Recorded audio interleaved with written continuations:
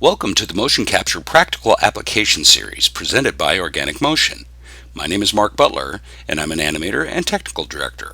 In this short video, you'll get a quick overview of some of the steps in the previz pipeline to give you an idea of how it can help in your productions.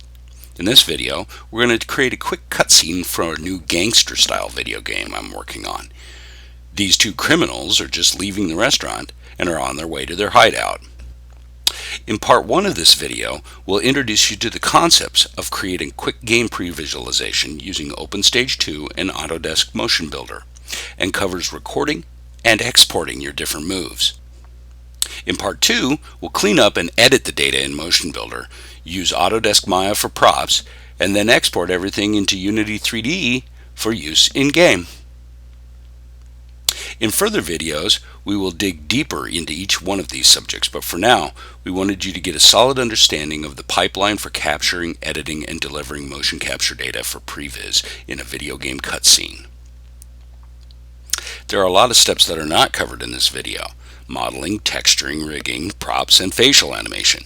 I don't mean to dismiss these very important steps, but for this video, we're going to focus on what you do after these steps are done.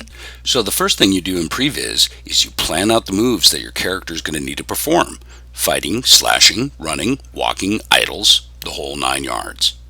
What previs means is that you use low-res models and simplified characters to pre-visualize what's going to happen in the final render.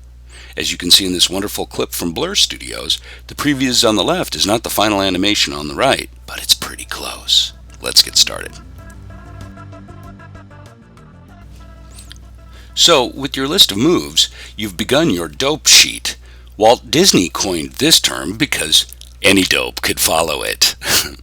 The dope sheet is basically a spreadsheet that you put all your notes, thumbnails, and dialogue on and use it to estimate the length, usually in frames, of each scene in your animation. It's very important to break down the dope sheet prior to doing any scene creation, but OpenStage 2 gives you the freedom to experiment with your moves on the fly. In the digital age, the dope sheet looks more like this.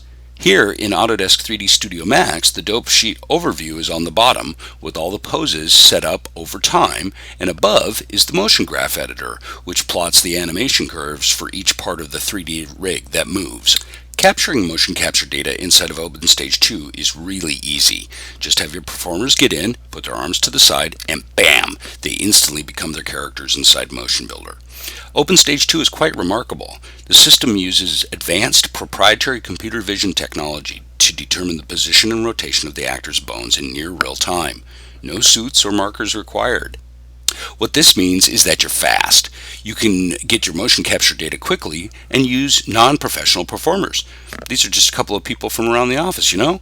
And we're able to do multiple takes. Here I have them doing it with a bit more swagger, right? So even in a simple clip like this, where they're just coming out of the restaurant, it would be laborious to hand animate, but in OpenStage we can capture it quickly. These 4 takes took 8 minutes, including practice time. The data from the moves is recorded in Motion Builder through the OpenStage 2 Motion Builder plugin. So now what I need to do is select which takes I want to edit. I'm just going to scrub down the timeline, and it's easy to take a look at the different takes that he has using this pull down right here.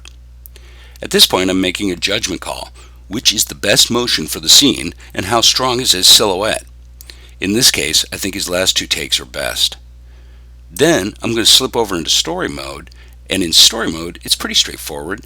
I simply add the current take, which places the take on the timeline much like a non-linear video editor. This clip has all the motion data and can be edited much like video. You can perform cuts, dissolves, etc. Next, I'm going to select the newly added clip and then export it to my hard drive so I have a master clip that I can use over and over and apply to other characters. That brings us to the end of part 1. You should have a pretty good understanding of previs concepts and how quickly you can record and save your motion capture clips. In part 2, we will refine and edit the clips further in Motion Builder and then bring everything into a Unity game scene. Once again, I'm Mark Butler, and thanks for watching.